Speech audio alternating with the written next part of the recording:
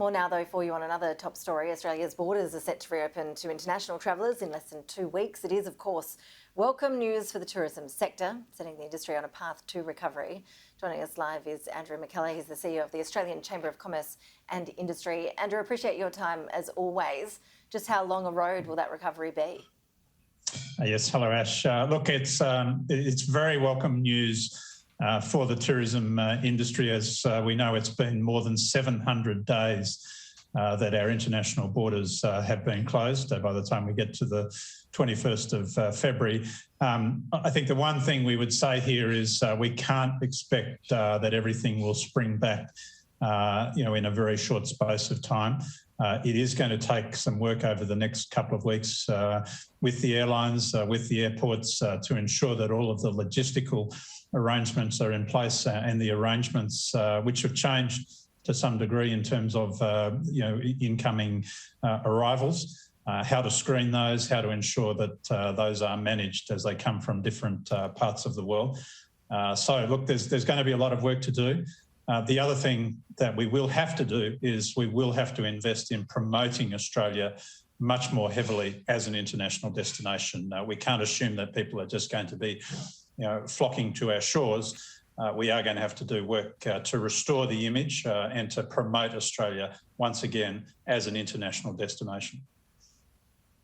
Andrew, what's next on the to-do list in terms of reducing restrictions, of taking further steps to make the recovery happen faster, more broadly?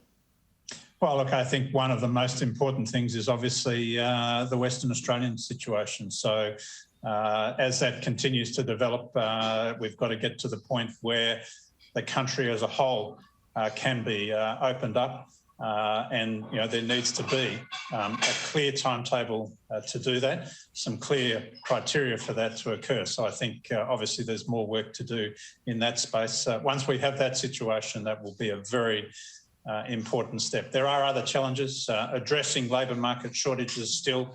The situation has eased somewhat in recent days, and we hope that that will continue to improve, but still a lot of work to do there. And in terms of day-to-day operations of businesses around the country, what's the major feedback you're getting in terms of the challenges that are causing grief? The rapid antigen tests, are the suppliers now there for businesses to test as they would want to? How are they coping in terms of the isolation rules for workers? Well, look, I mean, to get suppliers of the rapid tests still remains very challenging. I think what's happened in large extent here is that businesses have tried to work around that. So, yes, we've seen the changes in the close contact definitions, but the compliance that goes with this is very difficult for many businesses. So many of them really haven't elected to use those arrangements.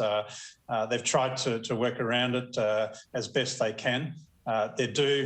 There are continuing pressures in terms of getting employees. It has started to ease somewhat as we've come down the other side of the wave in particularly the southeastern states.